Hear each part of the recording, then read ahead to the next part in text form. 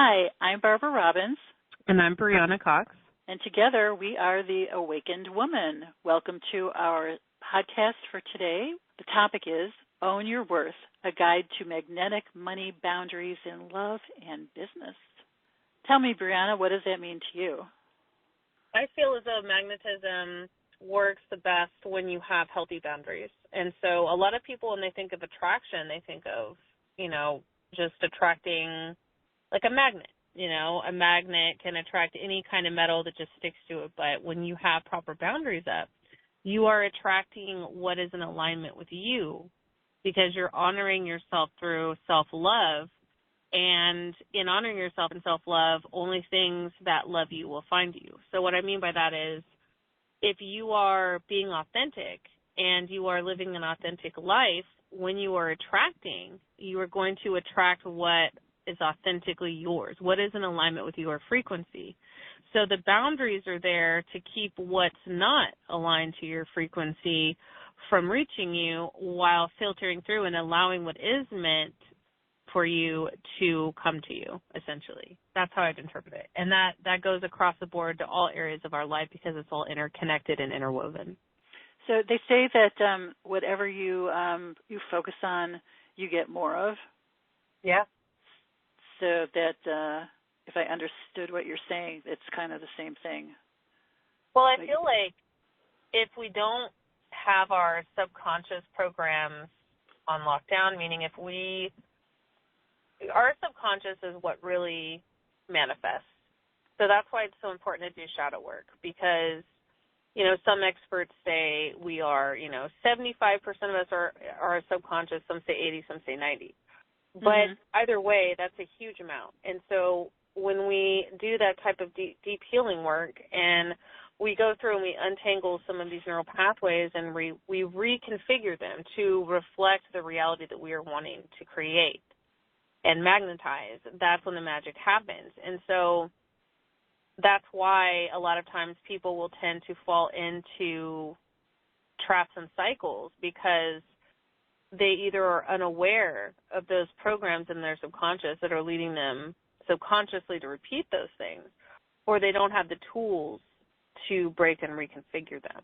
And so, in that sense, if you're focusing subconsciously on something, an outcome, whether it's fear-based or whether it's desire-based, you're going to more than likely attract that. And so going back to what I was saying earlier, like a magnet will attract all types of metal. And so boundaries are necessary.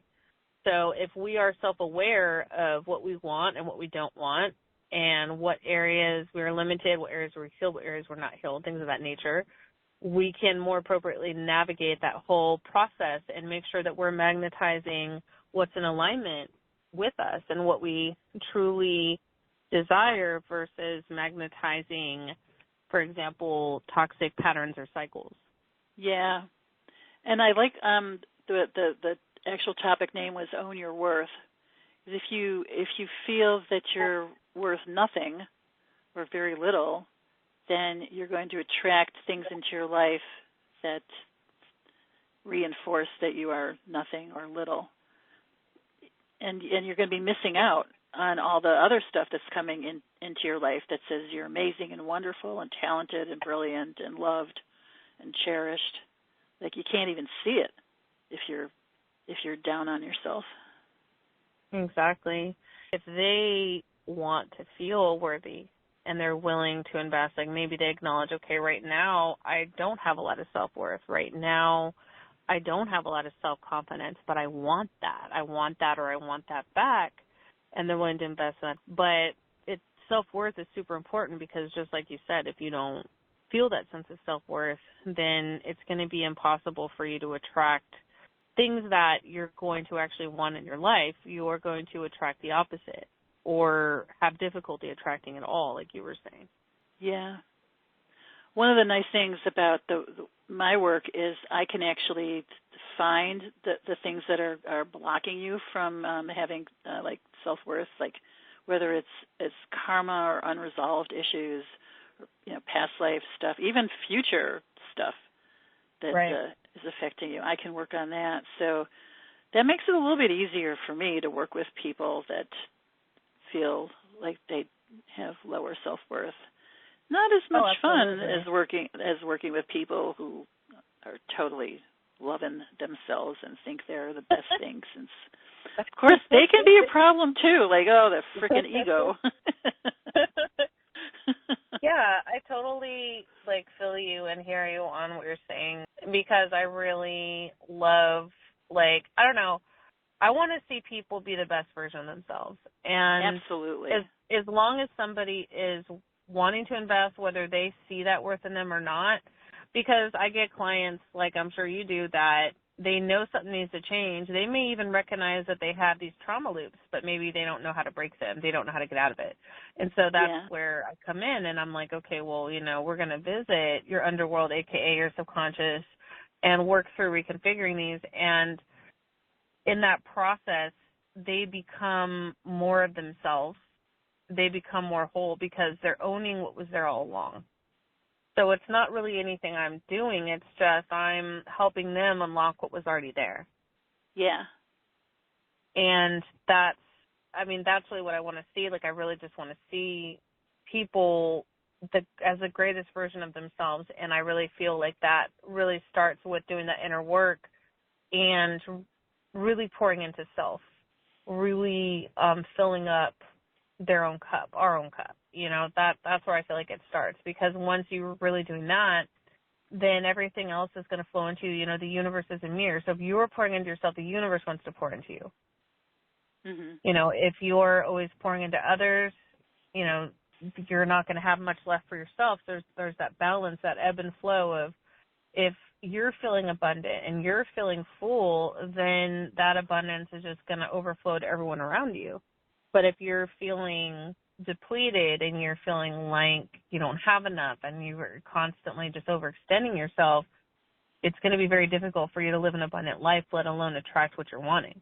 So there's that balance of not, overgiving or overtaking, I guess. That whole ebb and flow of the universe, and, being true to, what your sense of purpose and passion is too. And we did talk about that, I think, in the last episode, of how important that plays in. So I do feel it's all connected. It all feels very interconnected.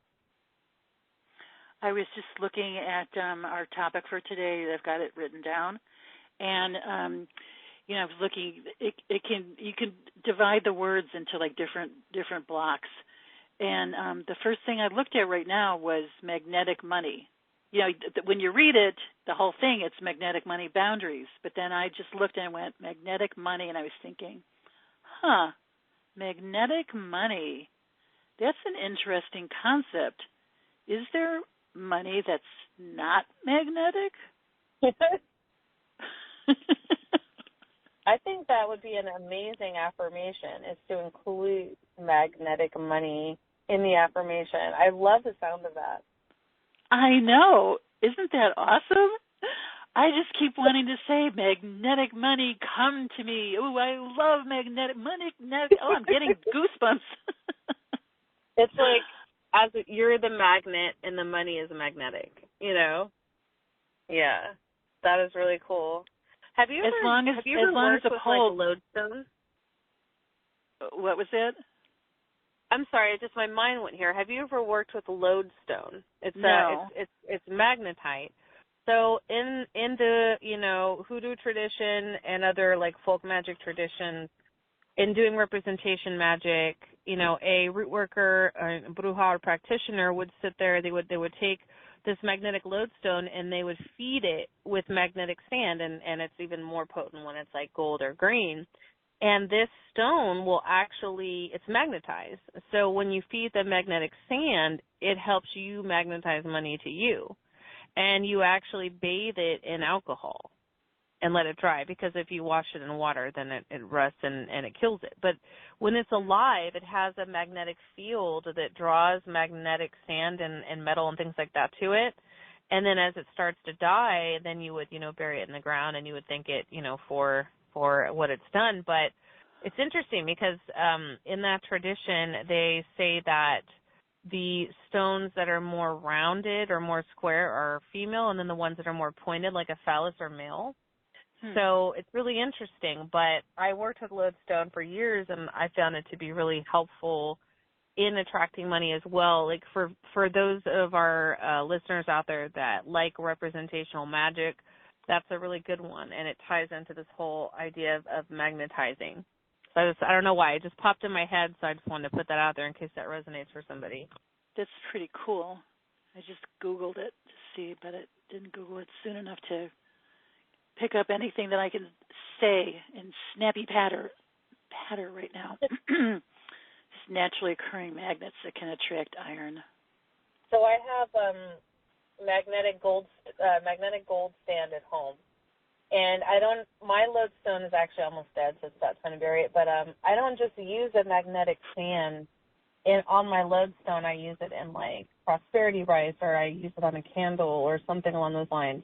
And it's really cool, because it has that same sort of property.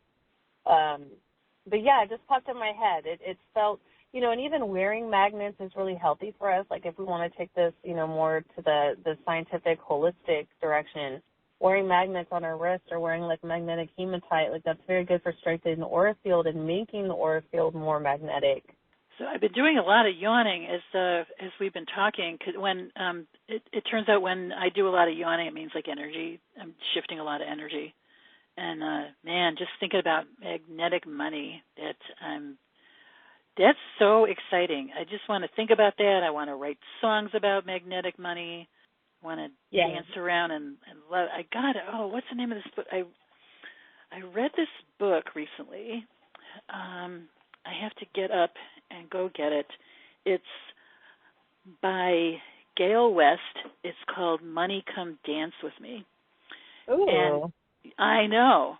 And she has personified money and she talks to it and actually dances with it, and the more like as a real like person entity you consider money, the more alive and vibrant your relationship with money gets.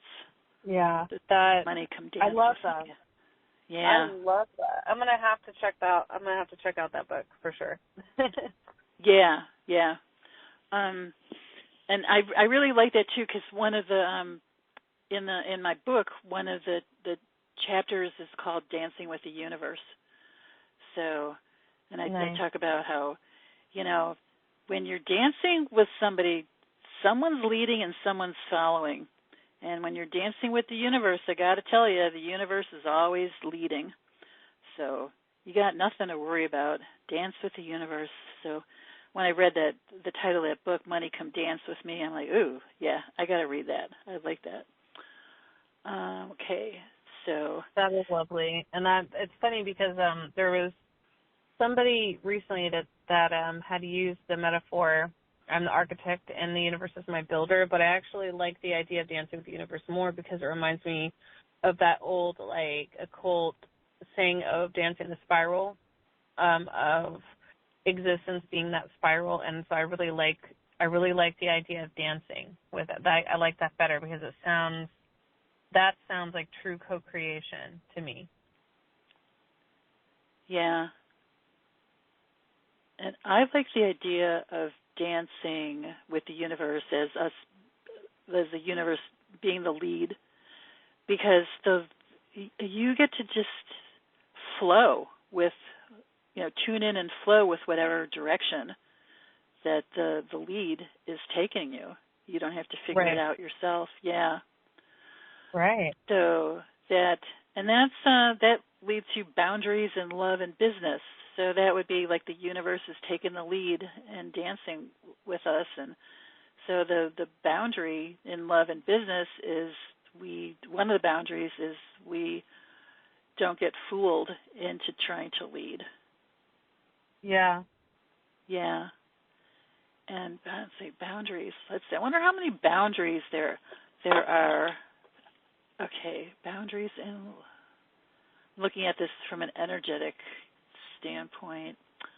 I'm going to look and see how many boundaries in love are dissonant with people right now? 100,000. Okay, so no big deal. So I'll just do a little zest there and start to resolve those, because I can do that, and why not? And boundaries in, oh my God, boundaries in business for all those who are listening. Boy, that feels like heavy weight with dissonance in their business boundaries and like trauma memories, and wow, that's a lot. I'm not doing that now. It's too much for right now. Man, so I'm thinking, even as an employee or just an independent worker, but working for someone, sometimes it's really challenging to be able to stand up for yourself. Right. Someone else is paying you for your work. I'd like to chime in on that, actually, because this is something that I know a lot of people struggle with. And it depends on where you live in the world, what your options are, because there are people out there that don't have the option of just switching to another form of employment. Some people are very ingrained, but in the U.S., I feel as though there's never that sense of really having to stay anywhere. I feel like that is more of that Eight of Swords energy in the tarot. That's more of that self-imprisonment mentality, and that goes back to those subconscious thought patterns that can be inherited, through ancestry. It can be just something that's programmed into us at a young age, but there's never a point where you have to stay somewhere if your energy isn't being respected and if you don't feel as though you're being valued. So I don't want anyone to ever, whoever's listening, if that's you, please, look for another job and trust that the universe is going to reflect back what you need and what you deserve, and then put in your 2 weeks notice and bail out. There's nothing that's holding you anywhere except you. And so that is a big part of magnetizing, is having faith that as you're putting that energy out, that is going to be drawn to you.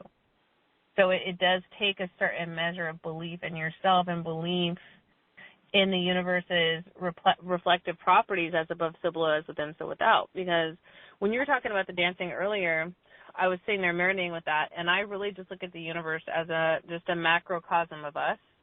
And so I really feel as though it's just a bigger us reflecting back to us. And so I just feel like it's all really the same thing. And therefore, what is there to be afraid of? And so part of magnetizing is trusting. And trusting that there's always something out there for you that is going to match you and is going to bring you fulfillment, and not to feel like you have to be stuck in something that doesn't. That's limiting you. That's not giving you what you need. There is a passage in the New Testament. It was one of the first that I ever learned. I have to find it because I actually memorized it, but I don't remember it now. I want to find a good translation. Well, the deal is, where does it start? Oh, it's it starts with, consider the lilies. They neither toil nor spin, but I tell you that not even Solomon was clothed like one of them. And something about if today, they're alive today, and tomorrow they're just burned up. No reference to what's going on in California right now. That's a totally different thing. But actually, it's kind of the same thing. If things are here today, and tomorrow they're gone. But these are the little things. Like God knows how many hairs that you have on your head. They're all numbered. And fear not, for you're more valuable than the flowers and the sparrows. And so if it's so easy for these other things to just vanish instantly, what makes you think that God won't take care of you even more? And the end of it is that it's God's desire for you to be abundant. Oh, now I'm finding it. Consider the lilies, how they grow. They neither toil nor spin. Yet I tell you, not even Solomon in all his glory was arrayed like one of these. But if God so clothes the grass, which is alive in the field today, and tomorrow is thrown into the oven, how much more will he clothe you, O you of little faith? And don't seek what you're to eat and what you are to drink, nor be worried. For all the nations of the world seek after these things, and your Father knows you need them. Instead, seek his kingdom, and these things will be added to you. Fear not, little flock, for it is your Father's good pleasure to give you the kingdom. It's his good pleasure. He wants this for you. Man, I remember after my first kid was born, and the first time that we went into Toys R Us, I wanted to buy every freaking toy in the whole store for my little baby. I can just imagine, if whatever God is, it's just that God cares a million zillion times more about giving us the kingdom than I did about buying out a Toys R Us store for my kid. Yeah, absolutely. I always loved that passage that was actually from one of the Gnostic texts or one of the Pseudegraphica texts. I can't remember off the top of my head. One of the ones that was left out of the canonization, where it says the kingdom of God is not, found like outside of you but within, Oh, yeah. So I love that one. So that was really cool. And then if you think about the crown chakra and the crown. Yeah. Mhm. But yeah, how do you feel about magnetism? Like I'm not sure where we are in our podcast right now. I feel like we might have like 10 minutes or something left. I'm not sure. I know you're really good at keeping track of that. I am. I'm really We're at 23 minutes. Okay, perfect. I didn't know if we had time to maybe each share a personal experience and where we could maybe give an example of how this has worked in our lives. I know we did that last podcast. I'm not sure if you wanted to maybe share. Do you have something in mind right now? Actually, no. For some reason, I feel like Barbara, you go first. Give me time to think of something, and I'm thinking, you go first. It'll give me time to think of something. It's not because it hasn't happened. I just feel like what I was supposed to say, I already said. I don't feel like I have anything else to add. So you're wanting an example of when we magnetized money into our lives? Yeah. Or anything. I mean, money is great because that's like kind of the main focus that we have, on our podcast the next, few episodes. But it could also, there's many forms of abundance. It's not too limited to just money. But yeah, money would be a great example. Okay. I have, and this is like so amazing. I can't even believe, I guess I can believe it because I lived through it. So I was at this workshop by T. Harv Eker called Millionaire Mind Intensive, and in this 3-day intensive, they did a ton of inner work. We did a ton of inner work, but they taught us a money management system. It's called the JAR system, and they said the only reason this won't work is your better idea. I mean, that's how confident they were that this really, really works, And I went up to one of the staff members and I said, does this really, I didn't know anything about this, who he was. I just went to this thing. And they said, oh, yeah, it works. If you do this, within 60 to 90 days, you will see a change in your financial situation. So I'm like, okay. So I went home and I did every day you're supposed to put money into these 6 jars. I won't go into the details now, but I did that every day. I put the money in, and I said thank you each time. And then there were some declarations that we got at the workshop, and I said those. I'm a money magnet, blah blah blah, that kind of stuff. But I did it from my heart, not just saying it loudly. I really meant it as best that I could. And at the 60-day mark, my income for the month doubled. Nice. And then I kept doing, and by the end of the year, my income for the year tripled. That's fantastic. Yeah, that was amazing. I did that again recently when I had a big drop in my income. So I'm like, oh, I got to do this again.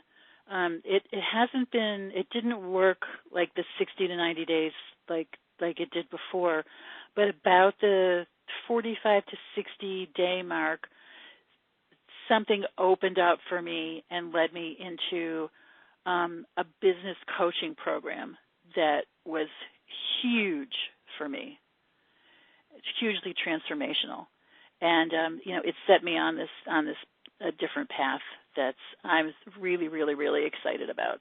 In fact, I met you because of this. So so that's my. No, that is so wonderful. I love hearing this. I love it. I'm really excited of what's coming from all of this. And I'd say that's magnetizing money. It's magnetizing more than money. Absolutely. It's magnetizing a lot of stuff, but it's just. I feel like it's like opening a lot of doors that, or sometimes it's not even about opening doors. Sometimes it's about recognizing the open doors that are there. A lot of times I think we overlook things, or we don't think about like all the potential and the different opportunities that are around us. And I feel like when we're in that magnetic energy, we start paying closer attention to, and being more open and considering, new things we might not have considered, And I love your story. I can think of definitely small examples of when I've needed an exact amount of money, and it showed up. Knowing it was going to show up, Yeah. I've always been the kind of person that never had to worry. Like, I always knew that I'd land on my feet. Like, I would always have what I needed. I never really, got caught up. Knowing like money was going to show up and knowing I'd always be okay. And it wasn't until I got older where I actually started desiring to be really abundant and build an empire. But I feel like that was something that was in my soul contract to do. But it's almost like it didn't come online right away. It happened when I was in my mid-30s. Before then, I was very much just kind of floating around and traveling and, just sort of going where the wind took me type of energy. And that's when I learned, to just trust. Like, I knew I'd always be cool. Like, I never really worried, about, maybe worrying a little bit about, oh, well, how am I going to pay this bill or whatever, but not, really ever worrying about money. The financial blocks that I had to deal with as part of what I'm here to do is to break certain, trauma loops in my family line, having to deal with money and the idea that you have to work really hard, or, being afraid of credit cards or being afraid of starting your own business. All these things are what I've broken. And there's the fear of success and fear of failure that I've had to work through, because those types of things, going back to what I said when we first started the podcast, can really block money and other forms of abundance from reaching us. Like, it can be, we can be manifesting it in the background, but it can't reach us if we're blocking it subconsciously with our own beliefs that go against what we're trying to create. And so that's why it's really important for us to recognize any area that we're limited in our subconscious and reconfiguring that. And so just to piggyback around on everything, I've had to sort of spiral up and down, uncovering more and more areas that needed to be healed when it came to my relationship with money, because of my family line, because of the ancestral, trauma and stuff. And so I had to work really hard on that. And even the idea of having to work really hard, letting go of that as well. And so it really has been an interesting journey, because half of my life I was just very blowing in the wind, and the other half it was like, all right, now it's time for me to do what I came here to do. So both situations, though, I learned that, what you put out will come back around, as far as if you're investing in yourself and you're putting out there what you want, as long as your energy is in alignment, it's going to find you. And especially if you surrender and trust the process and get in that rhythm of attracting instead of chasing. The two sayings that come to me are build it and they will come, and get in line, stay in line. I like that. Yeah. That's where Build It and They Will Come is from, right? The movie. Oh, yeah. Yeah, that was from Field of Dreams. Yeah. Get in line, stay in line. I think I got that from Keith Cunningham who was the model of the rich dad in the book Rich Dad Poor Dad. Okay. Okay, and could you elaborate on what your interpretation of that is? Like, get in line, stay in line. Well, the easiest one to relate to, I think, is you're at the grocery store and you're in your line all of a sudden becomes the long line, and so you think, oh, I'm going to move to the shorter line. And so then you move to the shorter line. As soon as you move to the shorter line, then that one bogs down, and the line that you were in goes faster now. It's like, but now there are more people standing there, so you wouldn't be able to get back in place in what was the longer line. So just get in line, stay in line. Just do your thing. Just don't give up. Just keep going. Right, and don't let what other people's progress and how it appears on the outside.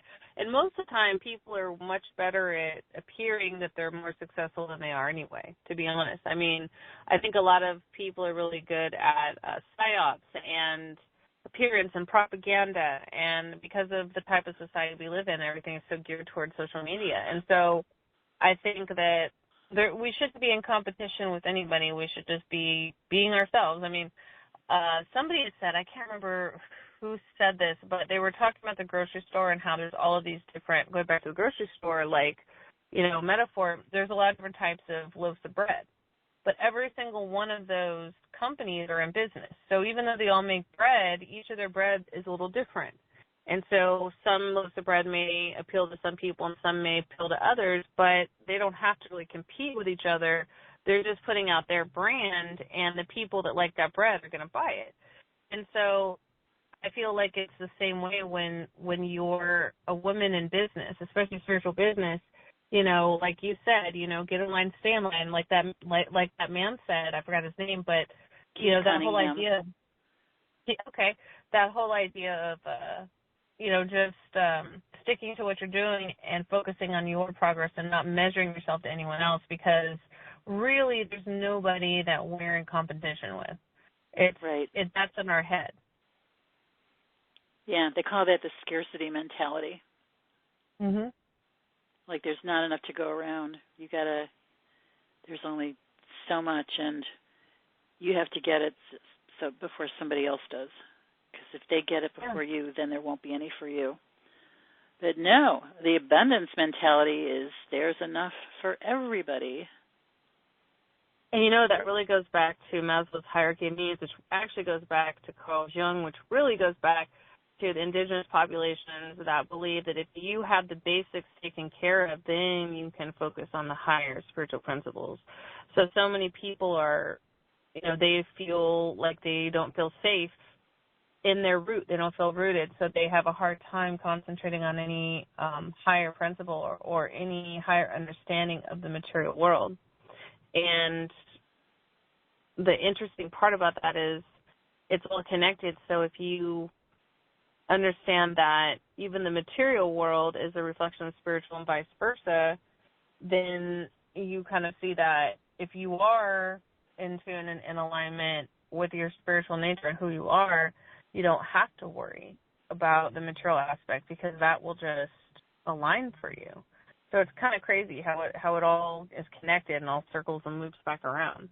I was just thinking about something that we could probably talk for another bunch of time on this, but I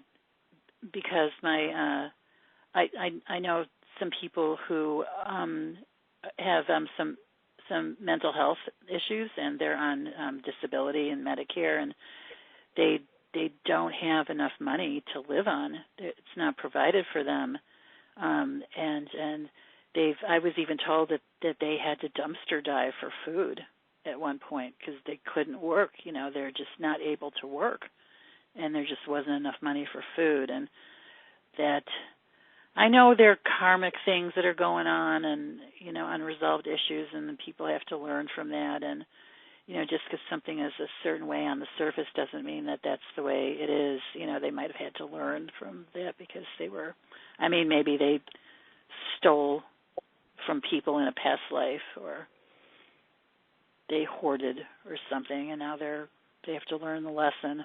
Yeah, it is interesting when we go more expansive. Like, we don't really see the whole picture I've thought about that before. Even like when people are, murdered or killed or raped, I've thought, well, what's interesting is we don't really know what that person did in other lifetimes. So that doesn't justify what someone is doing in this lifetime to that person. But it always made me think, like, when you think about cycles and ripples, because I really don't I look at karma more as cause and effect. I don't look at it as like this, big white bearded man up there, passing judgment. I think of it as just energy and just sort of, you throw a rock into a lake and it ripples out. Yeah. And so to me, it's interesting to contemplate those things because I do believe, like, for example, when we go into astrology, which is connected to that as well, like, there are planetary energies that influence certain areas of our life. So there's some people that are literally, according to when they were born, if you're looking at it from an astrological perspective, are literally destined to experience wealth, whereas others aren't.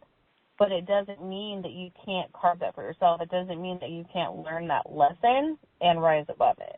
And I really do believe that the main lesson when we come to Earth is to learn how to be sovereign, to take ownership for who we are, our mistakes, our strengths, our weaknesses, and to embody that Godhead, that goddess head, whatever you want to call it, but to see ourselves as divine and as sovereign and to conduct ourselves as such. And when we look at it from that standpoint, everything else around is a reflection of the internal. If we have our innerverse and everything else is the outerverse or the, multiverse or however you want to put it, then everything else outside of us is a reflection of what's inside of us. If we fix the inside, then the outside will reflect back to us what inner work we've done. And so I still feel like it's very micro, macro. I still feel like it really comes down to our decisions, our choices, and what we can do to, draw closer in alignment with who we are, in our authentic selves and what, resonates with our frequency and what we're here to do. And I think that's going to be different for everybody, but I think everybody has the potential to heal and to learn and to grow and to rise up, essentially, and become the best version of themselves. And to own your worth, which is today's podcast, and we are The Awakened Woman. We will see you next time. Bye.